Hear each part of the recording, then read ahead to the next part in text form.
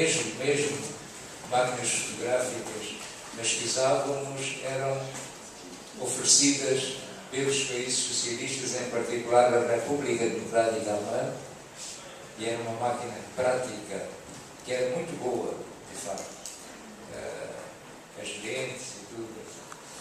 Estou a ver aqui, está a controlar o tempo, eu também não quero exagerar, mas, portanto, como podem constatar, o que eu tenho a dizer sobre o cinema em Moçambique é muito pouco, porque houve muito pouco cinema produzido durante a luta armada de libertação nacional.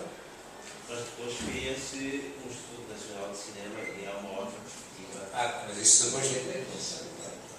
Depois da independência. Depois, houve, porque estávamos conscientes da importância do cinema, aí o meu camarada José Luís Cavasso está mais qualificado para falar já sobre essa fase.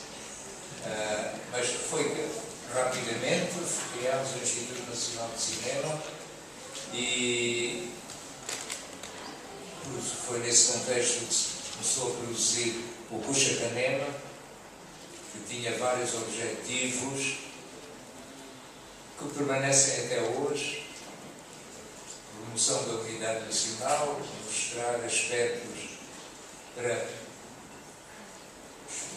Há uma hora está bem, uma pessoa na minha casa, mas mostrar aspectos da produção, etc. Puxa Canema.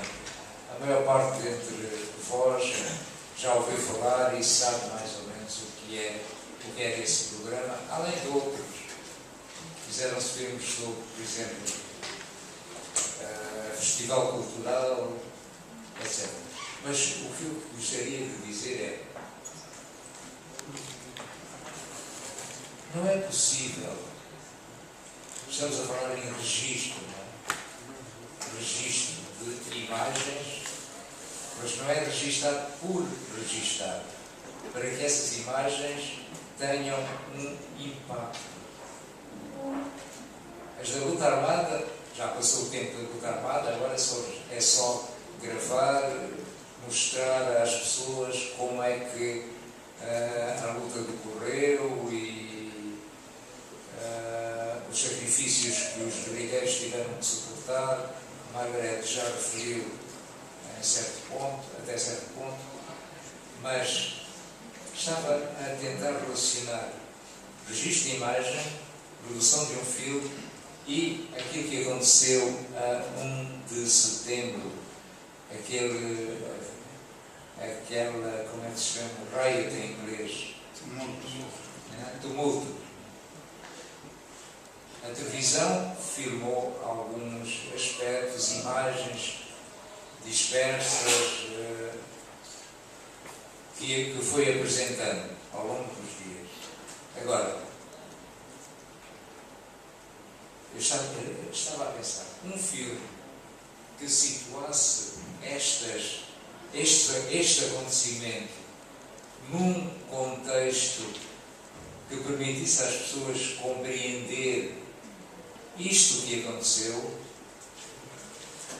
e que, ao mesmo tempo, desse perspectivas sobre o que vai acontecer,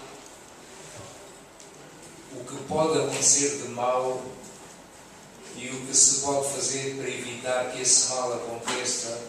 Enfim, mas eu penso que o cinema ou a televisão, fazer um filme, em vez de ficar em imagens dispersas, isoladas, pontuais, como é o que existe agora. A não ser que a televisão apague para no dia seguinte. Já me disseram que normalmente é isso que faz, para não ocupar muito espaço, não sei como é que eles gravam. Mas imagens como estas devem ser não só preservadas, mas utilizadas para educar as pessoas, explicar e, enfim, fazer-lhes compreender o contexto em que elas acontecem. Bom, é uma ideia que eu estou a lançar, mas eu creio que é importante juntar essas peças todas do puzzle. Por exemplo, fala-se hoje em crise global. Eu, numa reunião, disse aos meus camaradas, o que é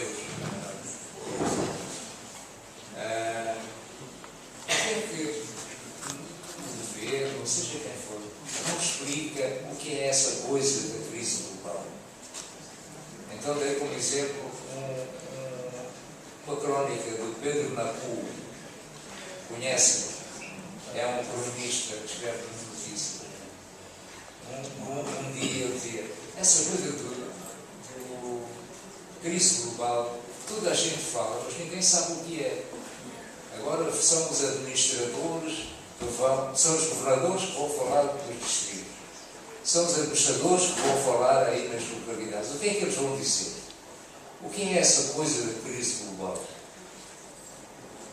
E ao nosso nível, dizia ele, quando falta carvão em casa, sempre faltou. Quando falta arroz, sempre faltou. Quando falta combustível, petróleo, sempre faltou. Mas agora diz, é crise global. Porquê é que não há uma ação de explicação realmente?